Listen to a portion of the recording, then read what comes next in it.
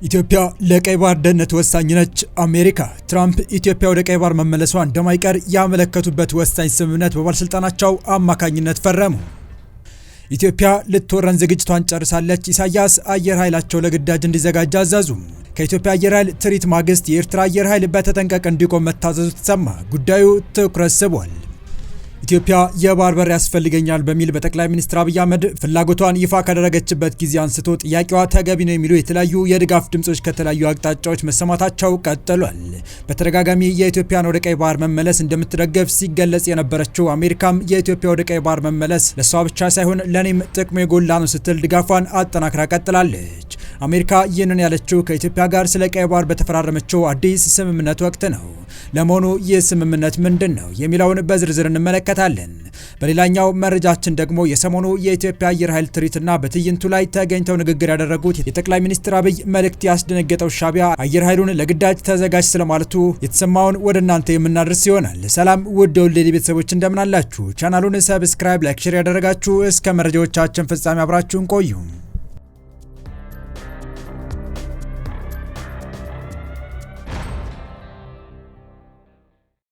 የትራምፕ መልእክተኛ የሰሞነኛ የአፍሪካ ሀገራት ጉዞ ለኢትዮጵያ ሌላ በረከት ይዞ የመጣ እንደሆነ እየተነገረ ይገኛል። በአየር ኃይል 9ኛ ዓመት በዓል ላይ ተገኝተው ጉብኝት ያደረጉት የአሜሪካ ምክትል ውጭ ጉዳይ ሚኒስቴር ክሪስቶፈር ላንዶና እሳቸውን ተከትለው ኢትዮጵያ የተገኙት የአሜሪካ የአፍሪካ አዛዥ ጀነራል ዳግቪን አንደርሰን በቢሾፍቱ ባዩት ነገር መገረማቸው ተገልጿል። ኢትዮጵያ በሰላማዊ መንገድ የባህር በር ፍላጎቷን እንድታሳካና ወደ ቀይ ባህር እንድትመለስ ድጋፍ እንደምታደርግ በአምባሳደሯ ኤርቪን ማሲንጋ በኩል ስትገልጽ የነበረችው አሜሪካ አሁንም በድጋሚ ይህንኑ በጀነራሉ አረጋግጣለች። ኢትዮጵያና አሜሪካ ቀይ ባህር የተጠቀሰበት ጥብቅ ወታደራዊ ስምምነት ተፈራረሙ። ወታደራዊ ስምምነቱ የቀይ ባህር ደህንነት የያዘ ነው። ስምምነቱ የፈረሙት የትራምፕ መልእክተኛን ተከትሎ ኢትዮጵያ የመጡት የአሜሪካ የአፍሪካ አዛዥ ናቸው። የመከላከያ ሚኒስትር አይሻ መሐመድ የአሜሪካ የአፍሪካ አዛዥ ጀነራል ዳግቪን አንደርሰንን በቢሮቸው ተቀብለው ካነጋገሩ በኋላ የጋራ መግለጫ ሰጥተዋል። ትናንት አመሻሹን በሰጡት መግለጫም ሁለቱ ሀገራት ከዚህ በፊት የቆየ ግንኙነት እንዳላቸው ጠቅሰው አሁን ላይ እያደገ የመጣው ከፍተኛ የዲፕሎማሲና ወታደራዊ ግንኙነት ወደ ላቀ ስትራቴጂካዊ የስራ አጋርነት በማሳደግ የሁለቱን ሀገራት እኩል ተጠቃሚነት ለማረጋገጥ መስማማታቸውን ተናግረዋል። በተጨማሪም በሰላምና በጸጥታ ጉዳዮች ላይ በጋራ ለመስራት መግባባት ላይ መድረሳቸውን ገልጸው የሁለቱንም ሀገራት ብሔራዊ ጥቅም ለማስጠበቅና ሽብርተኝነትን በጋራ ለመዋጋት ከስምምነት ላይ መደረሱን ተናግረዋል። የዩናይትድ ስቴትስ የአፍሪካ እዝ አዛዥ ጀነራል ዳግቪን አንደርሰን በበኩላቸው የኢትዮጵያ አየር ኃይል 9ኛ ዓመት የምስረታ በዓል ለማክበር ወደ ኢትዮጵያ መምጣታቸው ታሪክን ለማሰላሰልና የወደፊት ትብብርን ለማጠናከር ትርጉም ያለው አጋጣሚ እንደሆነ ገልጸዋል። ጀነራል ዳግቪን አንደርሰን በአፍሪካ ቀንድ ቀጠና እንደ አልሸባብና አይሲስ ያሉ የጋራ የሽብር ስጋቶች መኖራቸውን ጠቅሰው በተለይ በቀይ ባህር አካባቢ ቀጠናውን ለማናጋት የሚደረገውን የሁቲዎች እንቅስቃሴ አሳሳቢ መሆኑን አንስተዋል። እነዚህን የደህንነት ስጋቶች በአስተማማኝ ሁኔታ ለመመከት የሁለቱ ሀገራት ቅንጅትና የወታደር ትብብር ወሳኝ መሆኑን አጽንኦት ሰጥተዋል። አክለውም የኢትዮጵያ ጉብኝታቸው በኢትዮጵያ አየር ኃይል አከባበር ላይ ለመገኘትና ለመሳተፍ ብቻ ሳይሆን በኢትዮጵያና በዩናይትድ ስቴትስ መካከል ያለውን የረጅም ጊዜ ግንኙነት እንደገና ለማየት እድል እንደሰጣቸው በመግለጫቸው ላይ ጠቁመዋል። በተለይም የጋራ ቀጠና የደህንነት ተግዳሮቶችን ለመፍታትና የአጋርነት እድሎችን ለመጠቀም እንዲሁም የሁለቱን ሀገሮች ግንኙነት እንደገና ለማጠናከር ትልቅ አጋጣሚ መፍጠሩን መናገራቸውን ከመከላከያ ሰራዊት የተገኘው መረጃ ያመለክታል። ቀደም ሲል የአሜሪካ ምክትል ውጭ ጉዳይ ሚኒስቴር ክሪስቶፈር ላንዶና የአሜሪካ አፍሪካ አዛዥ ጀነራል ዳግቪን አንደርሰን በኢትዮጵያ አየር ኃይል የተዘጋጀውን ዓለም አቀፍ የአቪዬሽን ኤክስፖ መጎብኘታቸው መዘገቡ አይዘነጋም።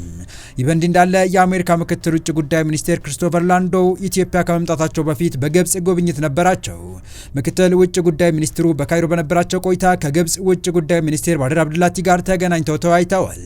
የሁለቱ ዲፕሎማቶች ውይይት ያተኮረው በታላቁ የኢትዮጵያ ህዳሴ ግድብ፣ በሱዳን የእርስ በርስ ጦርነት፣ በአፍሪካ ቀንድ ሰላምና በጋዛ ተኩስ አቁም ስምምነት ላይ እንደሆነም ተዘግቧል። ከላንዳው የአፍሪካ ጉዞ ጥቂት ቀናት አስቀድሞ የአሜሪካው ፕሬዚዳንት ዶናልድ ትራምፕ ኢትዮጵያና ግብጽ በታላቁ የህዳሴ ግድብ ምክንያት የገቡበትን ውዝግብ ለመፍታት እንደሚሹ ማስታወቃቸው አይዘነጋም። ትራምፕ ባለፈው ሳምንት በስዊዘርላንድ ዳቮስ በተካሄደው የዓለም የኢኮኖሚ ፎረም ጎን ለጎን ከግብፁ ፕሬዚዳንት አብዱልፈታህ አልሲሲ ጋር በተገናኙበትም ሆነ በተለያዩበት ጊዜ ይህንኑ የግድቡ ጉዳይ አንስተው እንደነበረም ይታወሳል።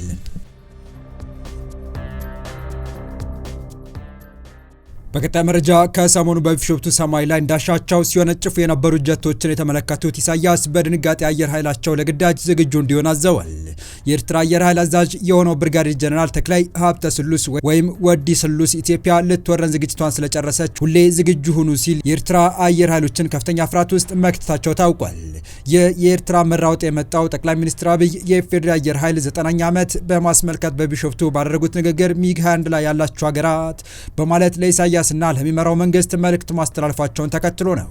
ጠቅላዩ በንግግራቸው ቃል በቃል ኤርትራዊ ኢሳያስ ብለው ባይገልጹም ጠላት ላላቸው አካላት መልእክት ሲያስተላልፉም ኢትዮጵያ የማንንም አትፈልግም የራሷንም አሳልፋ አትሰጥም ያሉ ሲሆን የሄደም ካለ ማወራረዷን አትተውም ሲሉ የወደቡ ስብራት ይታረማል ሲሉ ከወራት በፊት የተናገሩትን ሀቅ ደግመው ማንጸባረቃቸውም አይዘነጋም። ኢትዮጵያና ኢትዮጵያውያን ጥቅማቸው ለሌሎች አሳልፈው እንደማይሰጡ የገለጹት ጠቅላይ ሚኒስትር አብይ አየር ኃይላችንም ይህን ፍላጎታችን ለማሳካት ሁነኛ ተቋም ነው ሲሉ ማስረዳታቸውም ይታወሳል። ታዲያ ይህ የጠቅላዩ ንግግርና የአየር ኃይሉ ቁመና ያስደነገጣቸው ኢሳያስ አየር ኃይላቸውን ለግዳጅ ዝግጁ ሆኑ ማለታቸው ትኩረት ስቧል። ኤርትራ አሰብን አሳልፌ አልሰጥም በሚል ከኢትዮጵያ ጋር ተፋጣ በምትገኝበት በዚህ ጊዜ ኢትዮጵያ አቅሟን ላለማሳይታ ዓለም መገረሙን የቀጠለ ሲሆን ኢሳያስንና አገዛዙን ግን አሁንም ድንጋጤ ውስጥ ከቷል። የሻቢያን ድንጋጤ ከፍ ከሚያደርጉት መካከልም ከሰሞኑ ይፋ የተደረገው የሀገራቱ ወታደራዊ ቁመና ተጠቃሽ ሆኗል። ኤርትራ በወታደራዊ አቅም ከ145 ሀገራት መካከል 119ኛ ስፍራ ላይ እንደምትገኝ የተገለጸ ሲሆን ይህም ከኢትዮጵያ ጋር ሲነጻጸር በደረጃ እንኳን እጅግ ዝቅተኛና ለማነጻጸርም የማይመች ደረጃ ላይ ትገኛለች። ለሀገራት በሚሰጠው የኃይል ምዘና ላይ ለኤርትራ 2.6841 ተሰጥቷታል። ይህም ሆኖ ኤርትራ ከዚህ ቀደም በዝርዝሩ ከነበራት ስፍራ ከፍ ማለቷ ተገልጿል። አጠቃላይ የአውሮፕላኖች መጠን 20 ሲሆን ዝግጁነት 7 ነው። በዚህም 97ኛ ደረጃ ላይ ትገኛለች። ተዋጊ አውሮፕላን አንድ ያላት ሲሆን ዝግጁነት 0 ነው። በዚህም 63ኛ ደረጃ ላይ ትገኛለች። የተዋጊዎች አይነት ወይም አታክስ ታይፕስ በሚባለው 0 አውሮፕላኖችና ሰው አልባ አውሮፕላኖች ወይም ድሮኖች ጨምሮ ሌሎችም የአየር መሳሪያዎች 5 ይህም 25% ሲሆን ዝግጁነቱ 2 ነው። በዚህም 46ኛ ደረጃ ላይ ትገኛለች። የተዋጊዎች ማሰልጠኛ አውሮፕላኖች ትሬነርስ 1 ሲሆን ዝግጁነቱ 0 ነው። በዚህም 76ኛ ደረጃ ላይ ትገኛለች። ልዩ ተልዕኮ የሚፈጽሙ አውሮፕላኖች ስፔሻል ሚሽን 0 ነው። አውሮፕላኖች ነዳጅ ጫኝ አመላላሽ 0፣ ሄሊኮፕተሮች 13 ሲሆን ዝግጁነት 5 ነው። በዚህም 83ኛ ደረጃ ላይ ትገኛለች። ጥቃት የሚፈጽሙ ሄሊኮፕተሮች አታክ ሄሊኮፕተር 6 ሲሆን ዝግጁነት 2 ነው። በዚህም 39ኛ ደረጃ ላይ ትገኛለች። በአንጻሩ ኢትዮጵያ በተዋጊ አውሮፕላኖች 25 ሲሆን ዝግጁነት 15 ነው። በዚህም 46ኛ ደረጃ ላይ ትገኛለች። ጥቃት ፈጻሚ አውሮፕላኖች አይነት አታክ ታይፕ 0 ሲሆን አውሮፕላኖችና ሰው አውሮፕላኖች ድሮኖችን ጨምሮ ሌሎች የአየር መሳሪያዎች 9 ሲሆን ዝግጁነት 5 ነው። በዚህም 42ኛ ደረጃ ላይ ትገኛለች። ተዋጊዎች ማሰልጠኛ አውሮፕላኖች ትሬነርስ 34 ሲሆን ዝግጁነት 20 ነው። በዚህም 48ኛ ደረጃ ላይ ትገኛለች። ልዩ ተልዕኮ የሚፈጽሙ አውሮፕላኖች ስፔሻል ሚሽን አውሮፕላኖች ነዳጅ ጫኝ አመላላሾች 0፣ ሄሊኮፕተሮች 33 ሲሆን ዝግጁነት 20 ነው። በዚህም 67ኛ ደረጃ ላይ ትገኛለች። ጥቃት የሚፈጽሙ ሄሊኮፕተሮች አታክ ሄሊኮፕተርስ 7 ሲሆን 6.7% ሲሆን ዝግጁነት 4 ነው። በዚህም 38ኛ ደረጃ ላይ ትገኛለች። የተወደዳችሁ የቻናላችን ቤተሰቦች ለአሁኑ ለእናንተ ይመጥናሉ ብታደምጧቸው ታተርፉባችኋላችሁ ብለን የመረጥንላችሁ ዕለታዊ መረጃዎቻችን እስካሁን ያደመጣችኋቸው ነበሩ።